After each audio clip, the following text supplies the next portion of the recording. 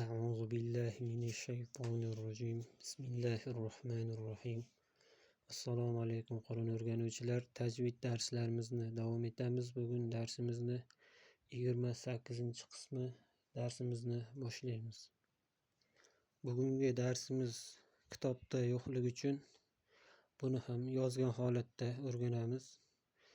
Bugungi darsimiz bu Qur'ondagi ligaturalar bo'ladi. Ya'ni ustma-ust birikib yoziladigan harflar. Qur'onda ba'zi so'zlarda harflar bir-biriga qo'shilib ustma-ust birikib yoziladi.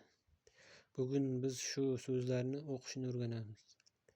Bu birinchi so'zimizda jim va ta harfi birikib yozilgan. Demak, bu jim harfi.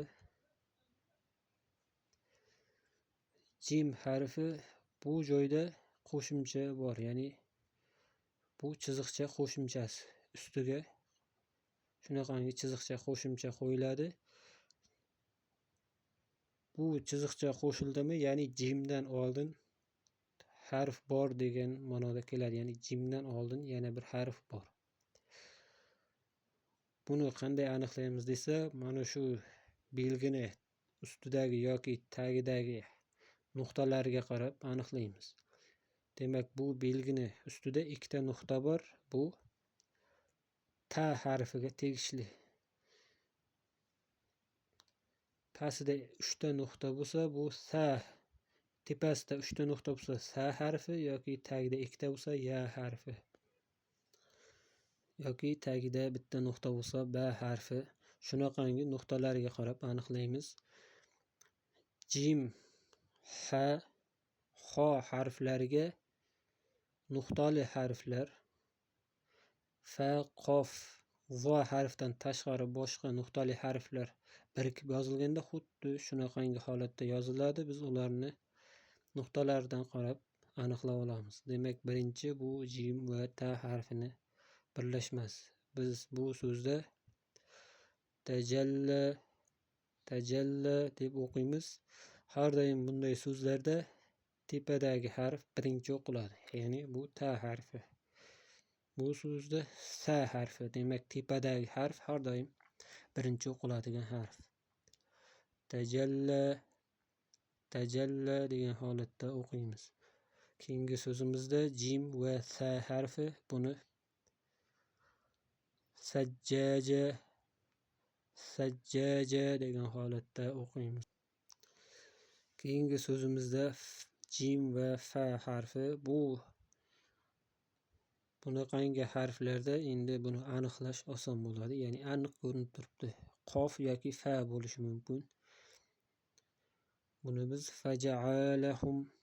faja'alahum degan holatda o'qiymiz. Keyingi so'zimiz sin va jim harfini birikmasi. Bu sijjin deb o'qiymiz. Keyingi so'zimizda jim va mim harfini birikmasi. Majid. Keyingi so'zimizda jim va ya harfi birikmasi kelgan. Bu so'zda ham nuqtalarga qarab aniqlaymiz. Yaj'aluna degan holatda o'qiymiz. Keyingi so'zimiz bu nun va jim harfini birikmasi. Buni biz najzi degan holatda o'qiymiz. Endi keyingi so'zimizda jim va ha harflari birikib yozilgan. Bu so'zda bu ha harfini joyiga xo yoki jim harfi birikib yozilsa ham shu holatda keladi va nuqtalar qo'yiladi. Bu joyda ha harfi birikib yozilgan. Buni biz hijr degan holatda o'qiymiz. Keyingi so'zimiz ha va to harflari birikib yozilgan. Tohaha. Ha va nun harflari. Nahnu. Bu ha va lam harfini birikmasi. Bu ha harfi bu tepasidagi lam. Alhamdu, alhamdu degan holatda o'qiymiz. Keyingi so'zimizda sin va ha harfi, sod va ha harfi birikib yozilgan. Buni biz ashab, ashab degan holatda o'qiymiz. Keyingi so'zimizda ta va ha harfi. Demak, bu so'zlarda barchasi bir xil kelyapti. Biz faqat bularni nuqtalardan aniqlayapmiz. Bu joyda jim bo'lsa, demak bu jimni tagida nuqta bor. Bu joyda tagida nuqta yo'q. Demak, bu ha harfi. Buni ham shu holatda aniqlaymiz. Ho yoki jim, ha harfi bo'lishi mumkin. Tahaddis, tahaddis degan holatda o'qiymiz. Keyingisi ya va ha harfi. Al-hayy, al-hayy degan holatda o'qiymiz. Keyingi so'zimizda bu jim va ba harfi. Bu ba harfi ham shu holatda bitta nuqta bo'ladi. Ya'ni bu ta harfida ikkita nuqta tepada bo'lsa, bu joyda bitta nuqta tagida bo'ladi. Bahila, bahila. Keyingi so'zimizda ho va ya harfi. Bu ham shu ko'rinishda. Yahofu, yahofu. Keyingi so'zimiz ho va ta harfi.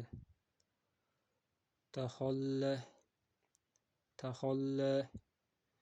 Keyingi so'zimiz lam va ha harfi. Lahum, lahum degan holatda o'qiymiz. Keyingi so'zimizda mim va lam harfi birlashib kelgan. Buni al-masjid, al-masjid degan holatda o'qiymiz. Keyingi so'zimizda mim va ro harfi bu ko'rinishda keladi. Ko'rinishdan ro harfiga o'xshamasa ham, ya'ni bu ro bo'ladi, shu ko'rinishni eslab qolish kerak bo'ladi. Marfu'a, marfu'a degan holatda o'qiymiz. Keyingi so'zimizda ya va mim harflari birlashib kelgan. Biz buni, ya'ni ikkita so'z kelgan, bunga birinchi ko'rinishi bu holatda. Maryam, maryam degan holatda o'qiymiz. Ya'ni mim harfida ham shu holatda keladi. Ha harfiga qo'shilgan belgi bu mim harfiga ham qo'shiladi va bu belgini tagida ham ta yoki nun, sa harflari kelishi mumkin. Maryam, ya'ni bu holatda kelishi mumkin. Hakima, hakima. Keyingi so'zimiz mim va ta harfi. Abattum, abattum. Demak, bu dal harfi o'qilmaydi, chunki keyingi harf bir-biriga yaqin bo'lgani uchun. Ya'ni bu o'tgan darsda bu qoidani o'tgandik. Abattum. Keyingi so'zimizda ta va ya harfi. Hatta, hatta deb o'qiymiz. Keyingi so'zimiz bu mim va sa harfi.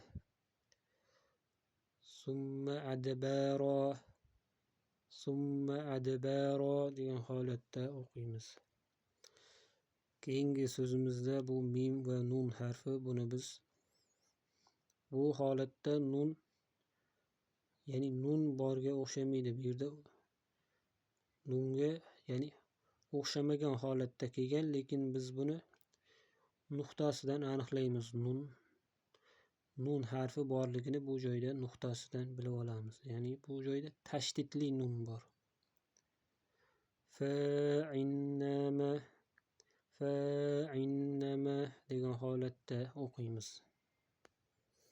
Keyingi so'zimizda mim va sin harfi. shu holatda birlashib kelgan. Buni as-sama'u degan holatda o'qiymiz. Keyingi so'zimizda esa mim va mim, ya'ni ikkita mim birlashib kelgan. Mamnun deb o'qiymiz. Keyingida ya va fa harfi. Lafi deb o'qiymiz bu birikmani. Keyingi so'zimizda ya va nun harflari birlashib kelgan. Buni biz anni deb o'qiymiz yoki bu holatda kelishi ham mumkin. Ya va nun harfi. Yalaytani degan holatda o'qiymiz. Keyingi so'zda lam va ya harfi birlashib kelgan. Buni ya'ni bu ya harfi, bu tepada bu lam harfi. Yoki bu holatda kelishi mumkin. Xuli bu holatda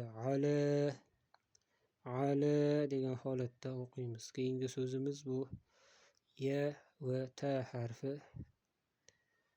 Ya'ni bu so'zda ikkita birikma kelgan. Lam va ha harfi, ta va ya harfi.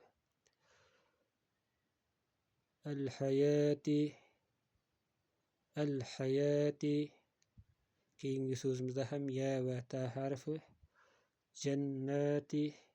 Jannati deb o'qiymiz.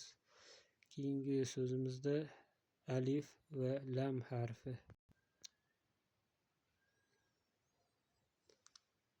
Ya'ni alif va lam bu ko'rinishda bo'lishi ham mumkin, bu ko'rinishda ham bo'lishi mumkin. Ya'ni ikkita holatda ham keladi.